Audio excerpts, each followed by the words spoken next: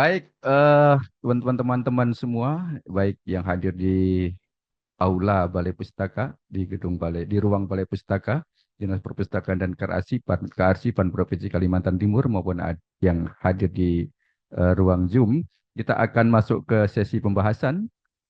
Hadir di ruang Balai Pustaka ini akademisi dan juga sekaligus penyair, penulis. Beliau adalah dosen Fakultas Ilmu Budaya Universitas Mula Warman Samarinda. Tuan muda kita, Dahri Dahlan, akan membahas puisi atau kumpulan puisi yang di bawah tajuk Tiada Jembatan yang Tak Luka, Bentala Puisi. Begitu Bung Dahri ya. Saya persilahkan kepada Pak dosen Dahri Dahlan dari Universitas Mula Warman untuk memberi eh, pemantik pembedahan yang nanti eh, tuan-tuan bisa merespon eh, hasil pembedahan tersebut. Sila. Baik, terima kasih banyak Mas Amin, Syafril. Justru bagian terakhir dari sambutan Pak Syafril tadi itu sangat puisi. Bedanya kita sadar tidak sedang membacakan puisi. Kalau sudah di copy paste ke dalam buku puisi, udah jadi puisi Pak itu sebenarnya. Atau jangan-jangan kita ini sebagai anak-anak yang baru berpuisi, jangan sampai Pak Syafril nulis puisi ya Mas Amin. Yang membaca puisi kita nanti. Terima kasih banyak. Selamat untuk Kak Unis, saya panggilnya Kak. Kak Unis. Pertama kali saya mengenal beliau itu juga kesempatannya buku. Dulu bikin antologi puisi dan bukan antologi esai. Menariknya adalah esai itu adalah ditulis oleh perempuan Mandar yang tidak berada di Mandar gitu. Itu menarik sekali itu. Saya pikir semua perantau itu bisa meniru itu sebagai sebuah cara bagaimana misalnya orang-orang Samarinda di luar sana, di luar Pulau Kalimantan berkumpul dalam satu buku dan itu sangat sangat menarik. Salah satu isunya adalah merefleksi kampung halaman gitu. Eh, itu yang pertama pertemuan saya dengan Bu Unis. Kemudian berikutnya adalah saya satu organisasi di Dewan Kesenian pertama kali tiba di Samarinda itu tahun 2015 awal. Saya sudah hampir 2 periode di Kalimantan Timur dan sudah jadi orang Kaltim secara administratif. Bahkan beberapa hari yang lalu itu saya sempat berpikir di suatu malam, kalau disebut perantau, saya ini bukan perantau. Perantau itu kan ke kampungnya orang ngumpulin duit pulang. Saya enggak. Tapi di sini saya juga tidak, kalau saya disebut pendatang, saya juga merasa, kok saya bukan orang di sini gitu. Jadi ternyata sangat tidak mengenakan menjadi seorang yang berpindah dari satu tempat ke tempat lain dan memutuskan untuk tinggal di situ gitu. Saya berharap perasaan tidak mengenakan ini itu hilang gitu. Kalau kita menyebut perasaan itu negatif, dan saya pikir salah satu kekuatan dari Kak Unis adalah beliau ini adalah satu orang yang berpindah gitu. Salah satu histori yang menarik dari Nabi Muhammad kan hijrah ya. Setelah beliau, saya orangnya religius. Eh, Setelah beliau berpindah banyak hal yang terjadi. Kita kalau kita melihat sosok Nabi Muhammad sebagai sosok manusia ya, tidak ada hubungannya dengan histori beliau dengan orang istimewa, kita bisa barangkali kita bisa membayang-bayangkan apa yang terjadi kalau dalam kisah hidup Nabi Muhammad itu tidak ada Madinah gitu. Makanya berpindahlah. Setelah kita berpindah banyak hal yang terjadi. Dan itu sangat terlihat dalam karya-karyanya Kak Unis kalau kita mau sedikit merefleksi, kalau kita mau melihat secara kritis, itu sangat kaya dengan landscape. Bahkan dari diksi-diksinya kita tahu, orang bisa curiga, jangan-jangan orangnya pernah tinggal di negeri yang kental dengan bahasa Melayu misalnya. Ya memang betul, Kak Unis pernah kuliah, pernah menempuh studi di Malaysia. Dan itu terlihat, saya bisa hampir memastikan, bahkan ketika kita tidak tahu latar belakang penulisnya, kita bisa curiga ke sana. Ada diksi-diksi tertentu yang ternyata kita bisa menelaah penulisnya ini pernah kemana-mana gitu. Eh, Suatu tradisi yang kuat. Ada beberapa hal yang saya tulis di sini. Ada setidaknya 7 poin yang saya tulis. Saya baru kemarin, terus saya lanjutkan tadi pagi sampai siang. Eh, Beberapa catatan. Pertama, eh, saya pikir tidak banyak penyair yang konsisten ya. Saya tidak pertama bukan hal baru kalau saya bukan hal baru membaca karya-karyanya Kak Unis dalam bentuk puisi, dan saya pikir ya memang beginilah Kak Unis, beginilah Bu Unis. Eh, Tidak banyak penyair yang tuh. Salah satu yang bisa kita sebut, misalnya nama yang paling bisa kita sebut Gunawan Muhammad. Gunawan Muhammad itu konsisten. Setidaknya ini dalam landscape pembacaan saya. Misalnya kalau kita menelusuri puisi-puisi awal Pariksit atau interlude, misalnya Tigris diterbitkan lagi, kita meninjau juga Maradana, itu Gunawan itu konsisten dengan stylenya, dengan topik-topiknya, dengan uh, subtil-subtilnya, bagaimana membicarakan uh, dingin yang berdenting, misalnya bagaimana membicarakan hal-hal subtil yang justru uh, membuat akhirnya tidak semua orang bisa memaknai puisi-puisi seperti itu begitu. Jadi uh, hanya ada kesadaran tertentu yang ketika kita membaca puisi itu kita bisa memahami, kita baru bisa sampai kepada apa yang diinginkan atau apa yang terjadi di dalam puisi ini. Makanya sebenarnya untuk beberapa alasan sastra itu eksklusif, ya. Sastra itu eksklusif artinya tidak semua orang bisa di sastra. Sama sebenarnya dengan bahasa gitu. Kadang-kadang itu eksklusif. Bahasa menjadi eksklusif ketika hal yang tidak kita mengerti dari bahasa itu. Itu sifat bahasa. Poin pertama, Kak Unis ini adalah salah satu penyair yang sangat konsisten dengan stylenya secara umum. Dan kalau kita melihat secara umum puisinya sang penyair, tidak bisa kita menggolongkan beliau ini adalah pemain baru. Nggak bisa. Nggak bisa kita bilang Kak Unis ini pemula. Nggak bisa. Itu terlihat dari puisi-puisinya. Tidak ada yang sia-sia di dalam puisi-puisinya. Tidak ada yang ini apa sih, ini kayaknya ngomong aja. Ini nggak ada yang seperti itu gitu. Beda misalnya kalau kita sebagai pemula itu kadang-kadang nulis saja enak, kita nulis tapi kita ini apa maksudnya nggak tahu gitu. Itu tidak ada yang begitu itu di dalam puisi Kak Unis kalau dalam pembacaan saya. Itu yang pertama. Kemudian yang kedua, nah beberapa puisi itu bermakna sublim, tetapi disampaikan dengan tidak sublim gitu.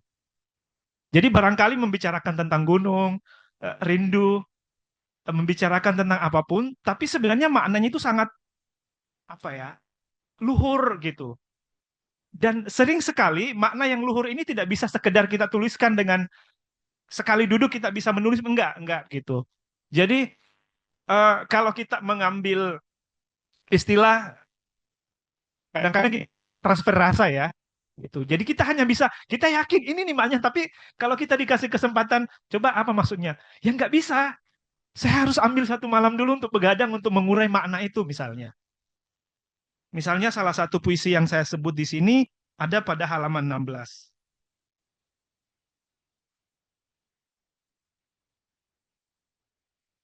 Satu, labirin. Ada yang tak dimengerti tentang rupa hatiku. Ombak ini, riuh camar itu, atau desau angin kini. Bukan, tak sama, tak seperti itu.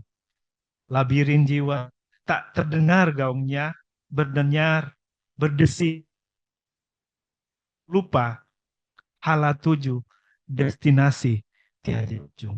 Agung sekali puisi ini.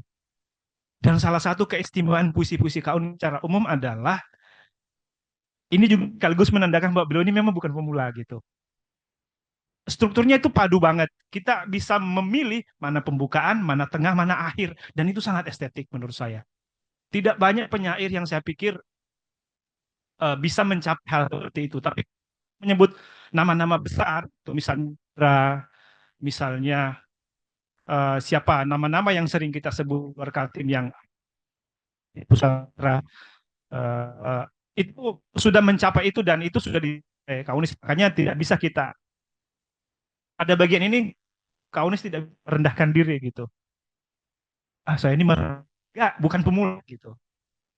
Ini jelas karena itu salah satu intinya ya.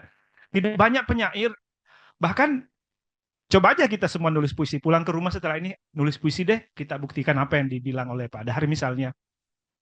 Salah satu kendala terbesar dalam menulis puisi itu adalah bagaimana memulai gitu. Ada ide muncul, coba buka blank sampai pagi. Gak bisa gitu. Karena memulai sebuah puisi itu adalah satu keterampilan tentu gitu. Kita gelis ya, katakanlah hal yang paling dibicarakan makan siang gratis, mau bikin puisi ah. Kita katanya mau dikasih serangga misalnya. Itu kan sangat puitik ya. Bayangkan saja penguasa ini mau ngasih kita serangga misalnya. Itu seperti puisi itu. Aku masuk ke restoran, aku memesan tela-tela kecoa misalnya. Itu kan bisa jadi puisi sebenarnya. Apa yang tidak imajinatif penguasa kita sekarang? Imajinatif semua hal-hal yang hanya bisa dijangkau imajinasi gitu.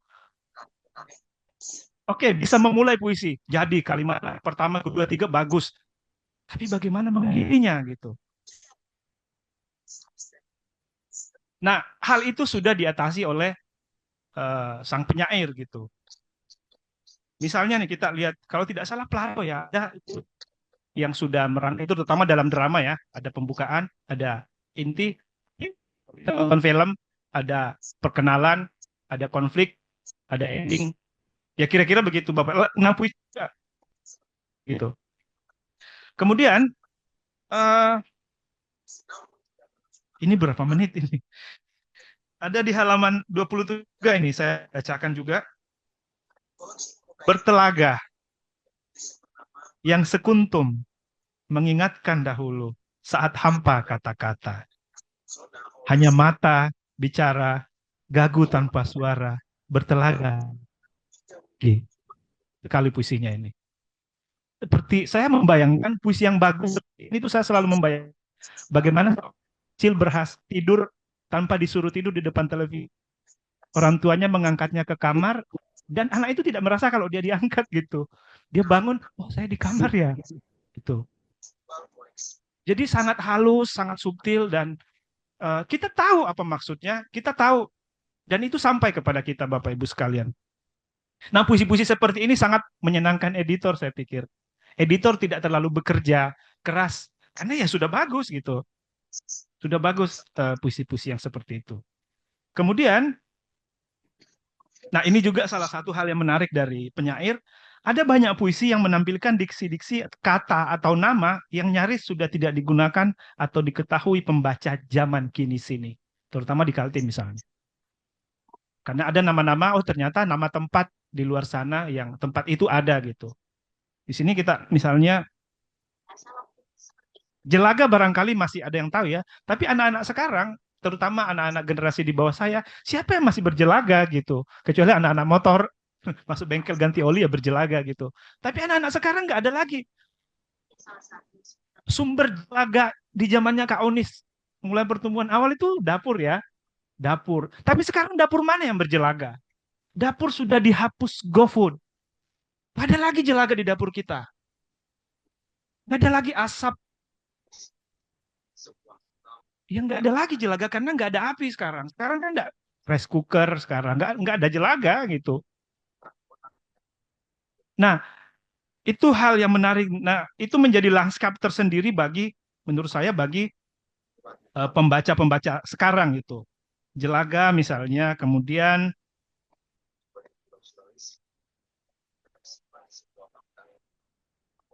Ugahari, Lacung, Berani, Kacung, Menyukat, Menjurai-jurai, Cebu, dan sebagainya. Nah, pada bagian ini bisa menjadi jembatan ketika anak-anak terutama, bahkan saya sendiri di bawah saya ini kita ngomongin umur, ketika membaca buku ini, itu mau tidak mau harus googling atau buka kamus gitu. Dan akhirnya terhubung dengan, oh ada masa di mana orang-orang menggunakan kata ini gitu. Itulah artinya sastra itu menjadi penghubung sebenarnya. Dia menembus ruang dan waktu. Dia diucapkan sekarang, tapi dia terhubung dengan masa lalu gitu. Itu hal pertama. Hal yang kedua adalah, jangan-jangan penyairnya tidak pernah menggunakan kata-kata seperti ini kecuali dalam puisi. Artinya apa? Memang kesadaran tentang penyair itu, orang kalau bersyair, menulis puisi, lain. Dia berbeda dengan Unis keseharian. Unis yang ke kampus, Unis yang ketemu Pak Safil di tempat makan misalnya, Kak Unis yang ketemu saya di jalan. Itu beda ketika Kak Unis buka laptop atau buka notes dan menulis puisi. Ada seperti roh yang masuk, terus tiba-tiba menulis kata-kata yang nggak mungkin digunakan kalau tidak dalam kesadaran puitik begitu. Saya pikir ini hal lain dari uh, persoalan puisi-puisinya Kak Unis. Ini bisa menjadi jembatan cakrawala pengetahuan ketatabahasaan antara generasi penulis dengan generasi berikutnya gitu. Bisa menjadi semacam lanskap alternatif untuk memperkaya puisi-puisi berikutnya atau sekedar tanda kutip sebagai pengetahuan bahasa. Oh ada ya, karena harus buka kamus gitu, harus buka Google. Kemudian poin keempat, untuk banyak puisi, ya penyair cukup pandai membangun puisinya dengan sangat padu seperti yang saya sampaikan tadi sebenarnya. Problem utamanya proses kreatif adalah mentok di pembukaan kadang-kadang seperti yang saya sampaikan tadi. Kemudian puisi-puisi Kak Unis selain metafora juga citraannya sangat kuat. Bahkan beberapa puisi sangat verbal, sugesti pembaca untuk melihat sesuatu. Ini bisa jadi sebagai modus untuk refleksi gitu.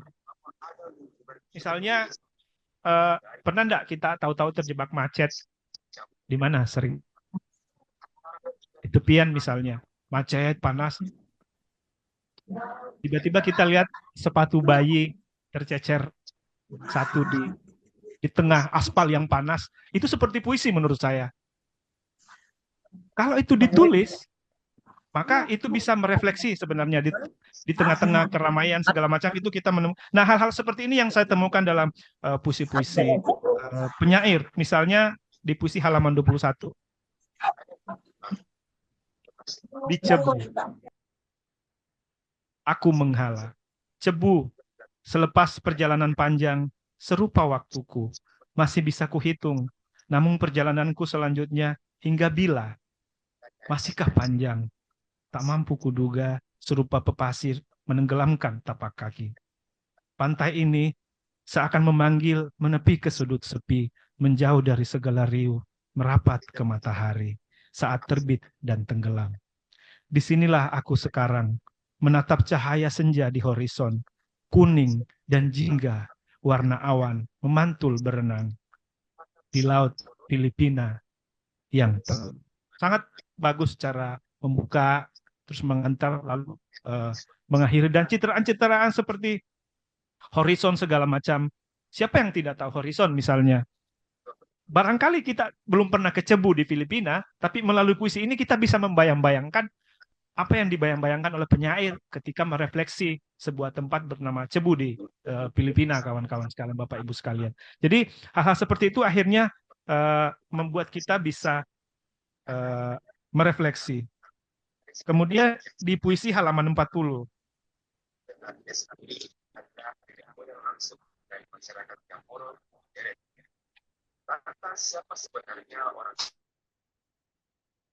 Danau Cena petang ini. Jadi di Danau Cena petang ini ada sebuah larik yang saya bold di sini. Hey, kau lihat perahu itu?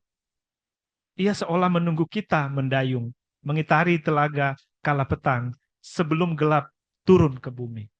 Jadi hal yang penting di sini adalah bagaimana kita melihat perahu sebenarnya. Dan barangkali itu poin yang sangat penting sehingga penyair harus menulis apa? Hei, kau lihat perahu itu?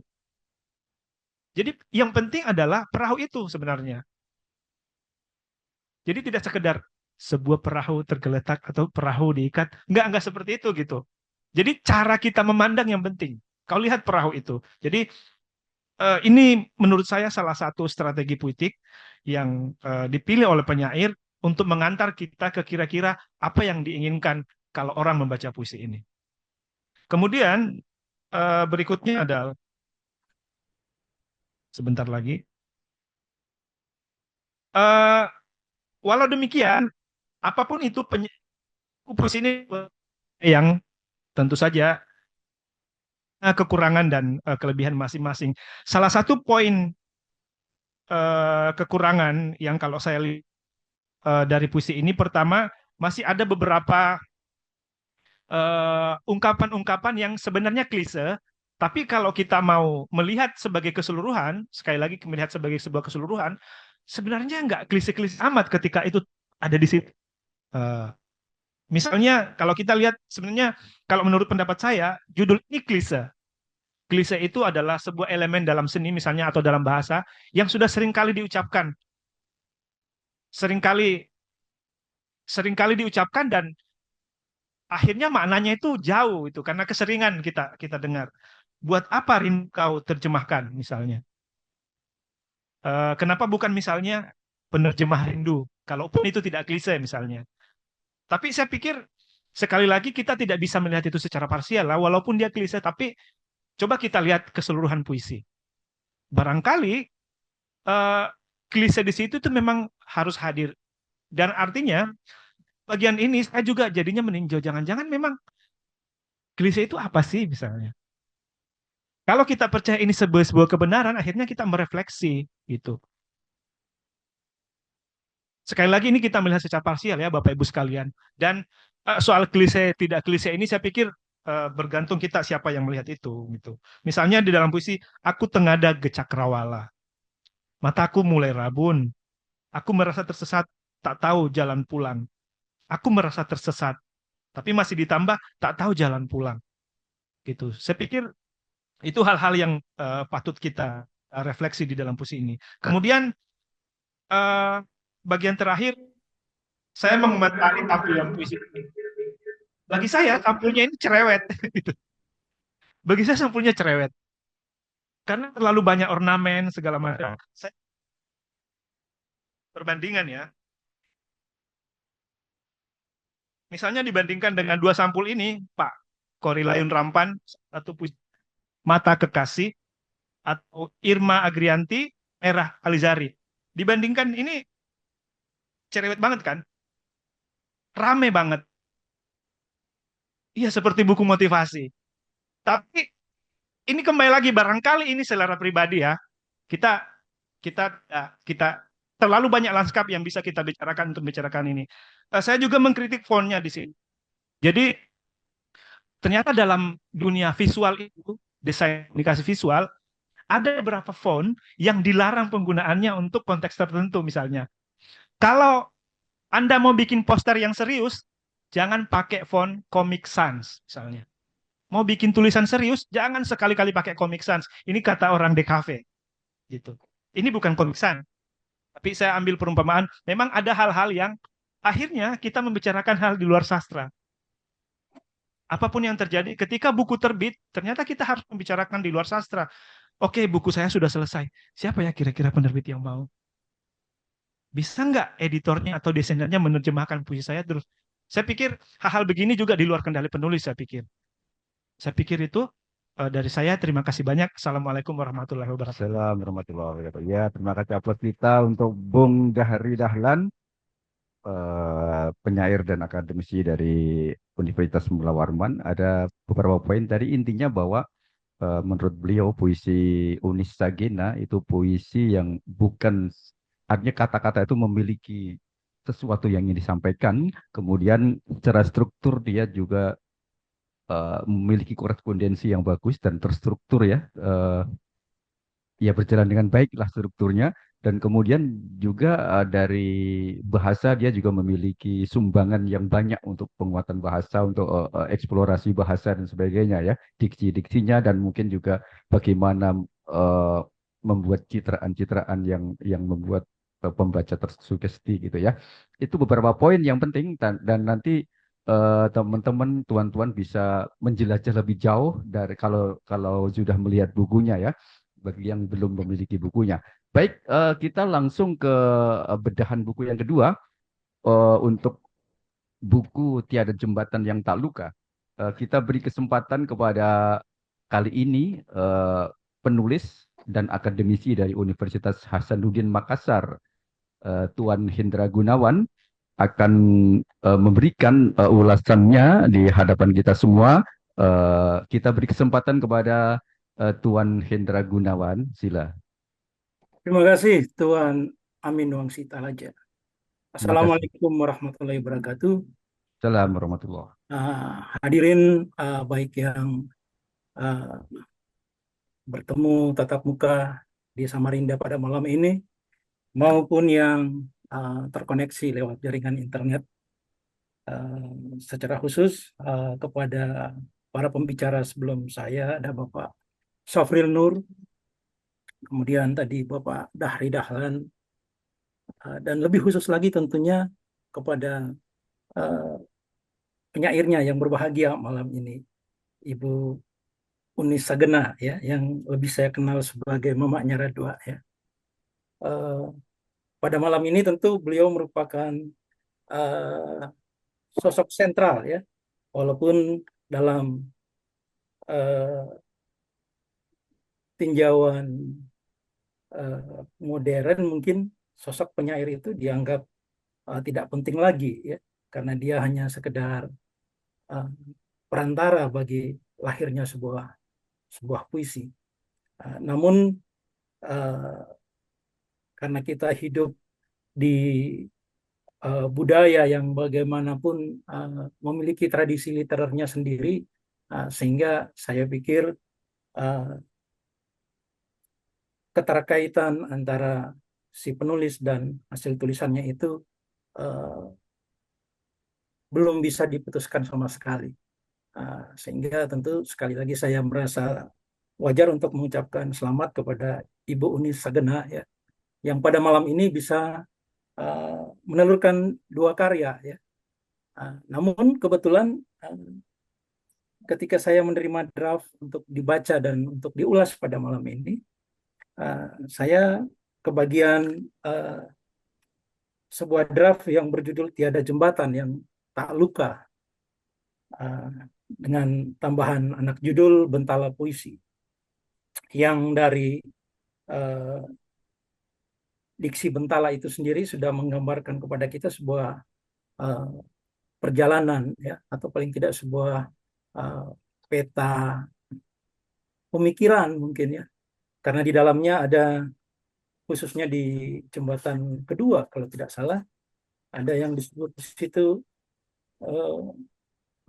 maaf, jembatan ketiga, ya, ada kata-kata monolog Minda, ya, monolog Minda. Bagi sebagian besar kita mungkin subbagian ini terasa asing, ya, tetapi bagi yang sedikit banyak membaca kesusastraan Melayu, ya mungkin bisa teringat, ya, Minda ini mungkin gaya Malaysia, ya, dalam menyerap kata Inggris, ya, mind, yang mungkin bisa diterjemahkan sebagai pikiran, ya. Jadi seperti yang disinyalir tadi oleh Bung Dahri Dahlan, ada beberapa kata yang dengan leluasa, ya, dipinjam dan dinusantarakan oleh Bu Unis dari budaya tetangga kita Malaysia. Minda ini salah satunya. Nah, kemudian ada kata lain lagi seperti, kalau tidak salah, baldi, ya, yang saya temukan di dalam buku Tiada Jembatan yang Tak Luka ini. Ya, seperti yang dikatakan Bung Dahri tadi, penggunaan ini kan menjadi sebuah latihan berbahasa tersendiri, ya, karena ketika gagal menemukannya di Kamus Bahasa Indonesia, mungkin punya saya edisi ke-8, ya, tidak ada, saya coba Google, ya, dan kemudian rujukannya ternyata dari Kamus Melayu Inggris, ya, Waldi, bucket atau ember, ya, kurang lebih seperti itu. Jadi sebagai seorang pembaca, kita sedikit banyak akan memperoleh pengalaman baru ketika mengalami sajak-sajak Ibu Unis ini. Walaupun sebagai konsekuensinya mungkin tadi bagi sebagian pembaca yang sudah terbiasa dengan pesan-pesan instan, ya, uh, teks-teks yang datar dan telanjang misalnya, mungkin itu akan menjadi kendala tersendiri, ya, untuk meneruskan pergumulannya dengan sajak-sajak ini. Ya, namun pada akhirnya kebebasan yang digunakan oleh penyair itu, atau dalam terminologi kita biasanya disebut sebagai uh, lisensia poetika, ya, uh, surat izin khusus, ya, kira-kira begitu, ya, untuk berinovasi, ya, dengan materi bahasa yang digelutinya. Tentu saja seorang penulisnya akan dituntut untuk bersikap bijak, ya, dalam pengertian bagaimana dia bisa menavigasi atau mengarahkan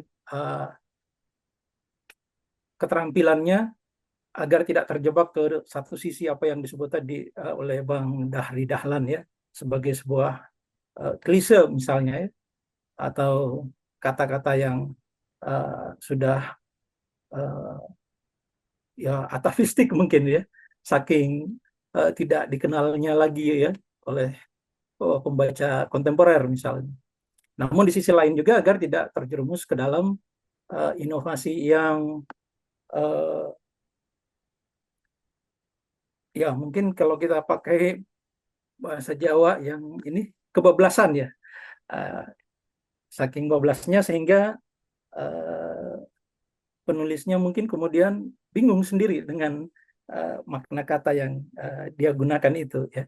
Jadi Ibu Uni sebagai seseorang yang nampaknya cukup banyak melakukan perjalanan, ya, paling tidak perjalanan pemikiran maupun perjalanan fisikal. Nah, tentunya merasakan keleluasaan untuk memungut, ya, materi-materi puitik dari setiap lokasi, ataupun mungkin sebuah situs budaya, atau bahkan mungkin sebuah zaman, ya. Jadi perjalanan di sini, khususnya dalam buku yang kedua ini, tentu tidak semata-mata sebagai sebuah perjalanan yang bersifat fisikal semata-mata. Namun apa yang kita rayakan pada malam ini, dalam hemat saya sebagai seseorang yang hampir sama dengan Ibu Unis, ya, saya juga menggemari sastra, khususnya puisi. Namun latar belakang pendidikan saya cukup jauh, ya, dari kesastraan maupun hal-hal yang puitik lainnya. Sehingga bagi seorang pembaca yang umum mungkin akan menganggap bahwa sosok seperti Ibu Unis misalnya, ataupun saya, sudah dapat dikatakan sebagai seorang penyair karena pernah melahirkan karya, kemudian karyanya dipublikasikan misalnya. Namun di sisi batin saya sendiri, tentunya kita merasakan semacam kegamangan tersendiri, ya, karena bagaimanapun sebagai seseorang yang belajar sastra secara otodidak, misalnya secara mandiri, kita pada akhirnya mesti tetap berendah hati bahwa ada wilayah-wilayah di dalam sastra yang bagaimanapun seperti dikatakan pembahas sebelumnya, Bung Dahri Dahlan, merupakan wilayah yang eksklusif, ya. Eksklusif di sini bukan dalam pengertian elit tentu saja, tetapi dalam pengertian bahwa ada aspek-aspek yang memang bersifat teknis, yang sifatnya rasional, yang punya standar tertentu, yang mana kemudian hal-hal tersebut terkanonisasikan ya, atau terpatenkan sebagai sebuah paradigma, sebagai sebuah contoh karya yang memiliki standar yang tinggi misalnya. Nah, jadi ada perasaan seperti itu saya pikir yang saya alami dan mungkin dialami oleh Ibu Unis juga, sehingga terkadang perasaan itu terekspresikan dalam bentuk rasa ketidakpercayaan diri ya, yang tadi juga disinggung oleh beberapa pembicara sebelumnya. Saya sendiri sebagai seseorang yang tidak memiliki pengetahuan yang cukup dalam tentang dunia sastra, menganggap bahwa apa yang kita bahas pada malam ini, bahwa apa yang terkandung di dalam kedua buku yang kita ulas malam ini, sesungguhnya bukan puisi dalam arti yang sejatinya ya. Mungkin lebih tepat kita sebutkan mereka sebagai artefak ya, atau jasad atau mayat puisi bahkan ya. Karena dalam pengalaman saya, apa yang disebut puisi itu justru terletak pada interaksi antara si penulis dengan materi puitiknya ketika sedang menulis, dan interaksi yang terjadi antara pembaca dengan karya itu sendiri ketika membacanya. Sehingga apa yang kita cetak, kita publikasikan, pada hakikatnya adalah merupakan jejak dari yang puitik. Yang puitik itu dalam pengalaman saya pada akhirnya selalu bersifat personal. Pada akhirnya selalu bersifat personal. Dan sekaligus juga yang puitik itu, karena ia adalah sebuah pengalaman, sehingga ia sulit untuk dianalisis atau dibedah ya. Karena pengalaman kita alami begitu saja ya, tanpa kesadaran akan unsur-unsurnya terlebih dahulu. Nanti belakangan ketika kita ingin menarik makna dari sebuah pengalaman, barulah kita akan mencoba ya mengidentifikasi, memilah dan memilih unsur-unsur mana yang relevan dari sebuah kejadian. Tetapi itu merupakan sebuah peristiwa yang berbeda lagi.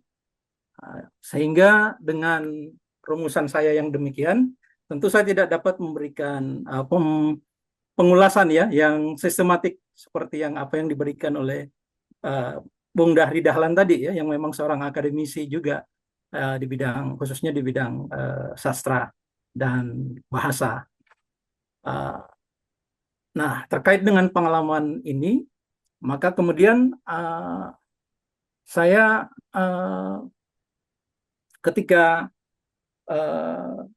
membaca buku Bu Unis ini dalam satu kali duduk ya, karena jumlah sajak yang dihimpun di dalam buku kedua ini juga tidak terlalu banyak. Entah mengapa kesan yang timbul bagi saya seolah-olah saya sedang merasakan ini ya,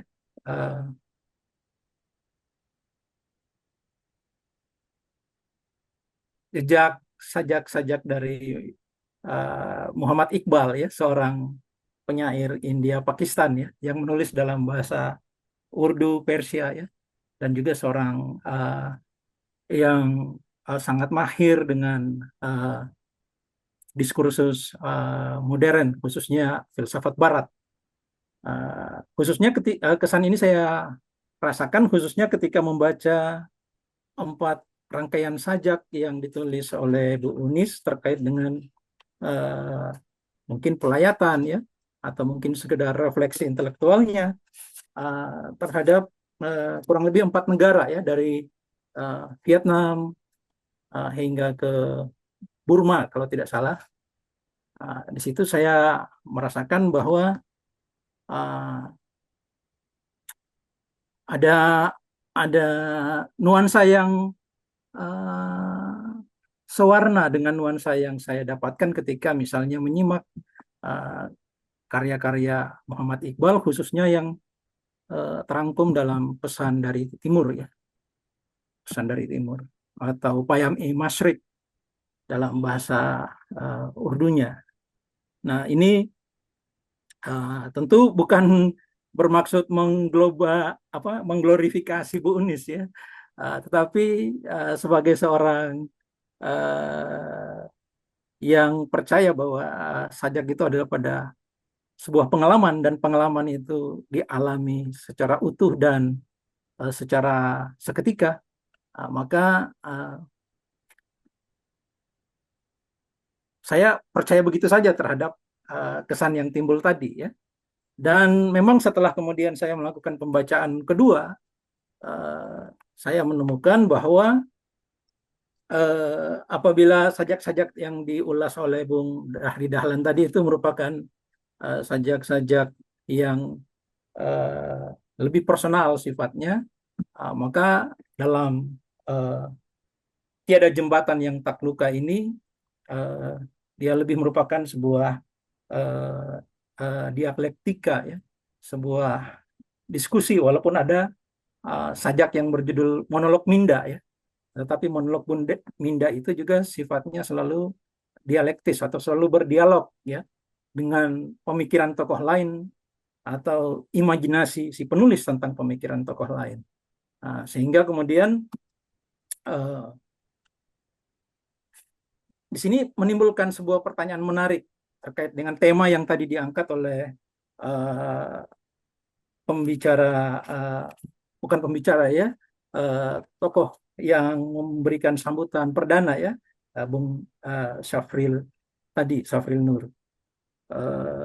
Mengapa sajak-sajak yang merupakan dialog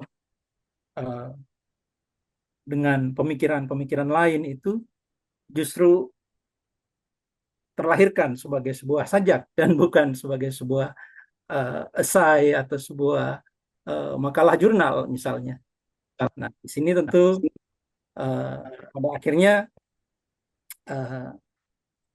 kita kembali kepada kepercayaan yang sifatnya romantik, ya, bahwa sebuah inspirasi akan selalu memilih di rahim mana dia akan dilahirkan, ya. Dan nampaknya kebanyakan inspirasi yang mengalir lewat Unis memilih untuk dilahirkan sebagai sebuah karya sastra. Demikian apa yang bisa saya share pada malam ini, dan selanjutnya saya kembalikan kepada moderator. Terima kasih. Terima kasih Tuan Hendra Gunawan. Kita beri aplaus untuk Tuan Hendra Gunawan, dan ada beberapa poin tadi yang mungkin bisa menambahkan hasil pembacaan Bung Dahri, ya. Setidaknya kita bisa tahu bahwa kehadiran dua buku ini kemungkinan memang dikumpulkan dalam dua buku yang berbeda, itu kemungkinan karena puisi-puisinya memang memiliki karakter yang berbeda, begitu Bung Hendra, ya. Kalau tadi yang dibahas oleh Bung Dahri, bisa jadi itu puisi-puisinya itu adalah puisi-puisi yang lebih personal atau mungkin lebih romantis lah, gitu ya. Sementara mungkin yang di Tiada Jembatan Yang Tak Luka ini bisa jadi dia tidak terlalu personal, artinya ada dialektika, ada pemikiran, dan mungkin ada protes-protesnya juga bisa jadi, ya. Puisi-puisi yang mungkin lebih ke sosial dan seterusnya, gitu ya. Menarik juga tadi Tuan Hendra memberi kita satu persepsi dia tentang puisi, bahwa puisi itu adalah proses penciptaan dan proses pembacaan itu sendiri. Dan sementara yang di sini ini adalah artefaknya, gitu ya. Ya, nanti teman-teman bisa merefleksikan lebih jauh, dan kita juga akan bisa berdialog dengan kedua narasumber, dan mungkin Tuan Safril nanti bisa memberi tanggapan juga kalau ada pertanyaan-pertanyaan. Tapi sebelum kita masuk ke sesi dialog, kita beri kesempatan kepada teman-teman dan baik yang hadir di sini maupun lewat Zoom.